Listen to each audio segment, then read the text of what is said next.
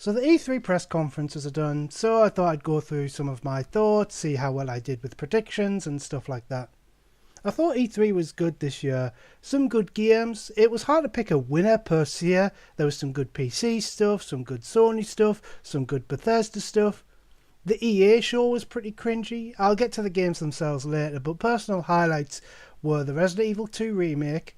Getting to see more of Cyberpunk 2077 was good, as was Tunic, that samurai game, and Metal Wolf Kiosk. The Sega ports were interesting to see as well. So I made some predictions before E3. Let's go through them, see how well I did. So first, the presentations. I predicted that EA would waffle on for 20 minutes about sports games no one cares about, and this would be the free space on the bingo card if this was a bingo card, and I got that. That was a no-brainer. I predicted that Nintendo would show a logo of a classic IP, and Nintendo fans would go bananas and declare Nintendo the winner of E3 for what is essentially a JPEG. Not really. But Nintendo didn't do this, but it could be argued that Bethesda did with the Elder Scrolls 6 reveal. I predicted that there would be a lot of Battle Royale games and other PUBG clones, and yeah, Call of Duty we knew was going to have a Battle Royale mode before E3, but Battlefield 5 was revealed to have a Battle Royale mode. Maverick's Proving Grounds is straight up a PUBG clone. Realm Royale could be argued to be one of these. Scum could also arguably be classified as a Battle Royale game. I predicted that there would be some PR guff trying to spin loot boxes as a good thing and completely sidestep the controversies around them. And the publishers would have learned nothing from the backlash and possibly even bragged about how much money they were making. And I got this one. EA did pretty much that. I predicted as a long shot prediction that a major publisher bastardides a beloved franchise so much as to get audible boos from the crowd. Bonus points if it was loot box or Battle Royale related. And no, I didn't get this one, but I came close. The Battlefield 5 Battle Royale announcement got an "ah" groan, but that's not quite a boo. And there were some trailers that the audience simply didn't applaud. The new Command & Conquer looked okay, to be honest, but it pissed off a lot of fans. The YouTube video of the trailer has got a huge dislike to like ratio. I predicted someone dropping phrases like diversity and other social justice buzzwords like it's still 2014. And diversity get, with Bethesda opening their presentation with a trailer prominently featuring various Tumblr stereotypes talking about how diverse their team was. They apparently later dropped some Antifa rhetoric about punching Nazis, because that worked so well for Wolfenstein 2, but I didn't hear that bit, so... Now for the press and post-show predictions. Now, bear in mind that E3 is still going on, so some of these could still have time to happen, but it's unlikely to at this point. Anyway, I predicted that some games would be considered problematic and then smeared by the likes of Polygon, Waypoint, etc. Bonus points if there was evidence that the dev once retweeted Gamergate or Jordan Peterson or some other person considered alt-right 3 years ago. And this one was a maybe. Metal Wolf Kiosk has been deemed problematic on Twitter and various comment sections because the URL for the website and the hashtag used to promote the game was Make America Great Again. Don't Nod got hated by Reset Era and a couple of nutters on Twitter because the main character in their new game Captain Spirit is a male, but none of those were major game journalism websites. The typical social justice sites did declare that the gay kiss in The Last of Us 2 trailer single-handedly cured cancer, killed Trump and stopped Gamergate. Not literally, of course, but they're trying to big it up as some big milestone of something. It doesn't really work. I predicted that there would be some drama involving someone not getting special treatment that their inflated ego thinks they deserve. For example, let's say someone was snubbed for a behind closed doors preview, or some riffraff YouTubers and Twitch streamers were allowed into a press only area. And so far this hasn't happened, although as I said earlier, the show proper is still going on at the time of recording, so this could still happen, but I really doubt it will at this point. My outside prediction for the post show stuff, I predicted that there would be a baseless accusation of sexual assault, giving the press a chance to write lots of articles about #MeToo. And this sort of happened, except it happened backwards and completely the opposite. So, around the start of E3, James Portnoy, the writer of Extra Credits, was accused of sexual harassment and sexual abuse. And as always, these vague accusations and trials by social media are sketchy at best, and I personally would wait for a conviction. However, if you preach, listen and believe, and you are okay with smearing people that cross you, you can't really complain when you get #MeToo'd. Of course, male feminist allies leapt to the defence of the innocent victim by turning a blind eye and trying to pressure her to retract her accusation. So, good job. As for game-specific predictions, I predicted that Fallout 76 was either going to be an MMO or Bethesda's answer to Destiny or Anthem. This didn't really happen, mainly because they didn't clarify what the hell Fallout 76 actually is. Other than it was confirmed to be a multiplayer game with base building and quests and could be played solo, but nothing really concrete. I predicted the Resident Evil 2 remake would be a no-show again, and if anything was shown, then it would maybe be an FMV trailer. I wasn't expecting actual gameplay, and I was wrong, kind of. The trailer they showed at E3 was technically an in-engine cinematic trailer, but there was little actual gameplay in that trailer, although it was a great trailer.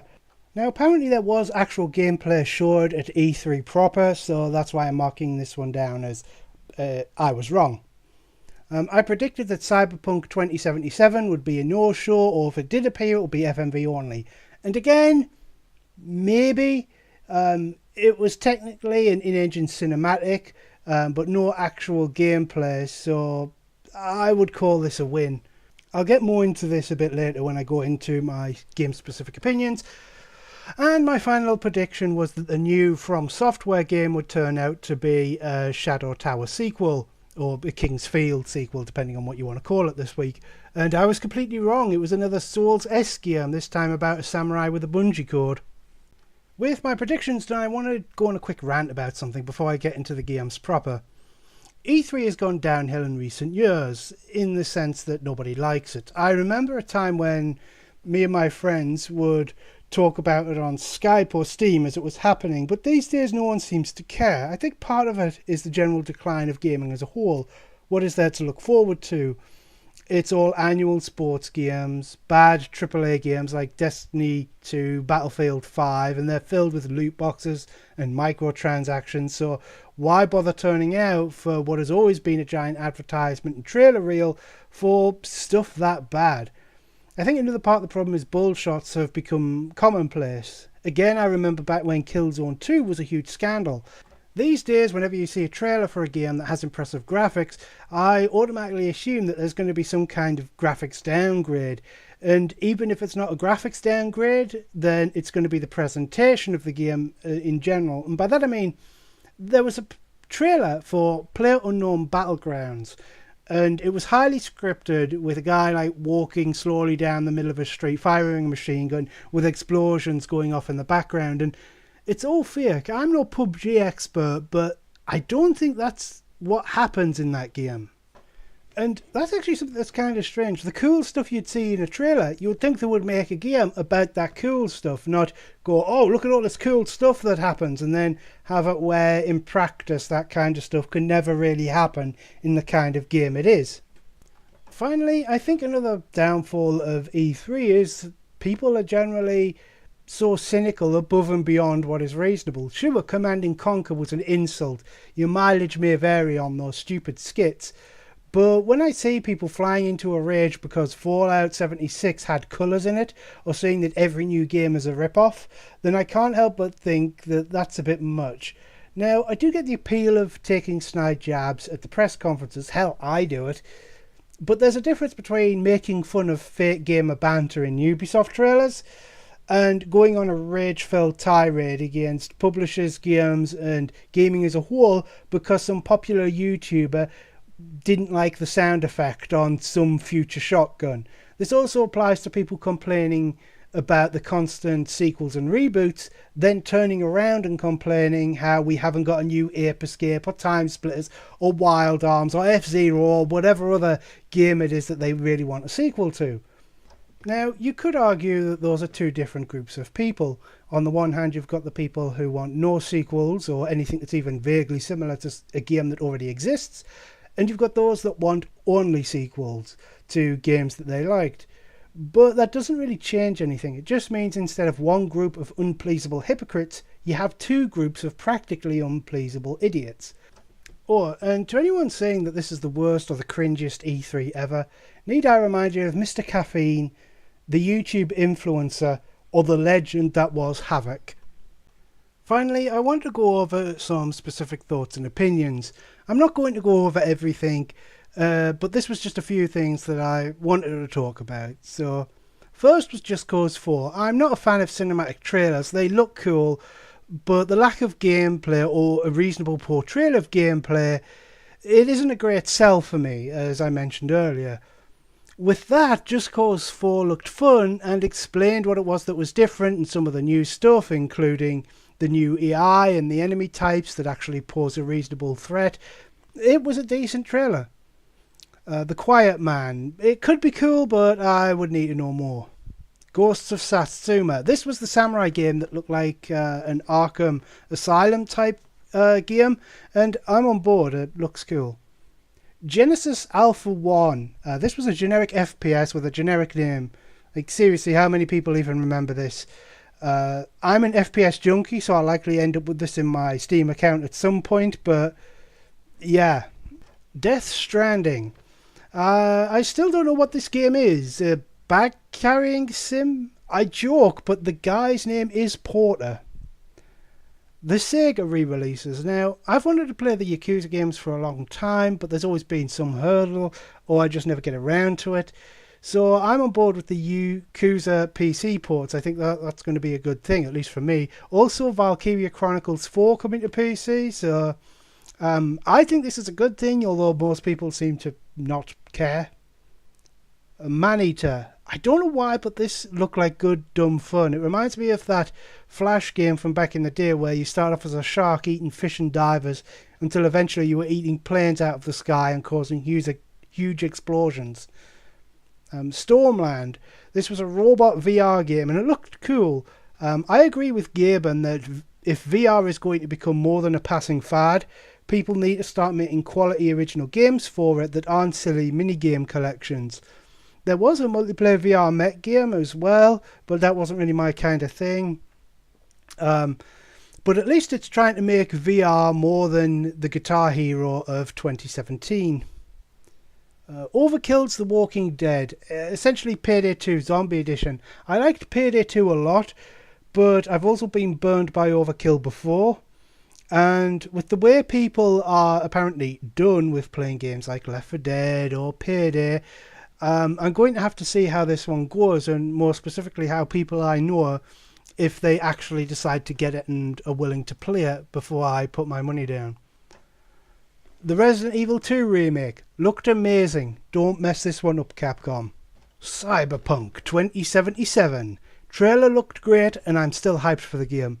There was backlash when it was revealed that the game would be first person. We haven't seen any actual gameplay at the time of recording, yet a vocal minority of fanboys are demanding that the game be third person, and even throwing around a statistic that 17% of people get motion sick playing first person games, with one comment I saw even going so far as to say that first person should only ever be used in competitive multiplayer shooters. As you might have guessed, I don't really mind that the game is first person, and I think the fanboys flipping out about this are stupid and ridiculous. Metal Wolf Chaos. Hell yes. Even if the game is only getting an English release now because some YouTubers made it a meme, I don't care, I want to play it.